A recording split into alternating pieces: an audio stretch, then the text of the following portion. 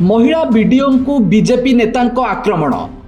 Office भितर computer उठाई मारिबा को उद्यम कले राजनगर बीजेपी विधायक प्रार्थी। बीजेपी नेता कथारे काम न करिबारु आक्रमण नहीं सूचना। आक्रमण बेलर वीडियो सामना को आसीथिले भी ओएस संघर नीरवता को नहीं उठिला प्रश्न। जने महिला बीडीओ को तांकरी कार्यालय भितर पशि तांकरी कंप्यूटर उठाई मारिबा को उद्यम। एभली घटना सामना को आसी राजनगर ब्लॉक रू। गत निर्वाचन रे बीजेपी विधायक प्रार्थी होइतिबा ललित कुमार बेहेरा निजे बीडीओ को कंप्यूटर उठाई मारिबा को उद्यम करिसंती। सेठारे उपस्थित बीजेपी कर्मी माने कंप्यूटर छड़ाई नेबारु महिला बीडीओ जनक अल्पके बर्ती जाइछंती। ए घटनार सीसीटीवी फुटेज सामना को आसीछि। सूचना अनुसार गत काली दिन प्राय 12टा समय बीजेपी नेता ललित बेहेरा सहित 40 रु ऊर्ध्व बीजेपी कर्मी राजनगर बीडीओ तिलोत्तमा पृष्टि कार्यालय पशिथिले। बीडीओ को ललित और तांको कर्मी माने घेरी जाई तांको कथारे काम करने को बाध्य करथिले।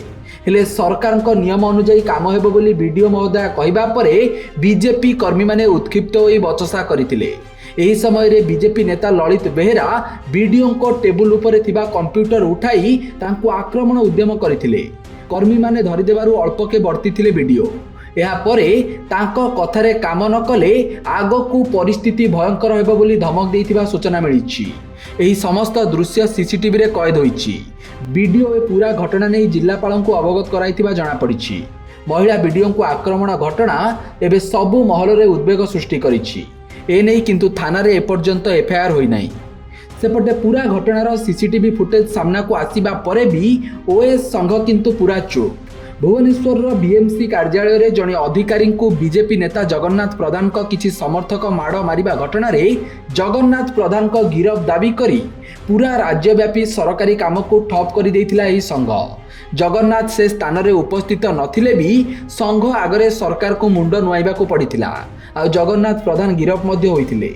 हेले ए क्षेत्र रे निजे विधायक प्रार्थी महिला बीडीओ को आक्रमण करिथिबा बेले संघ काहींकी चुप रहिछि ताकू नै बड़ प्रश्न उठिछि।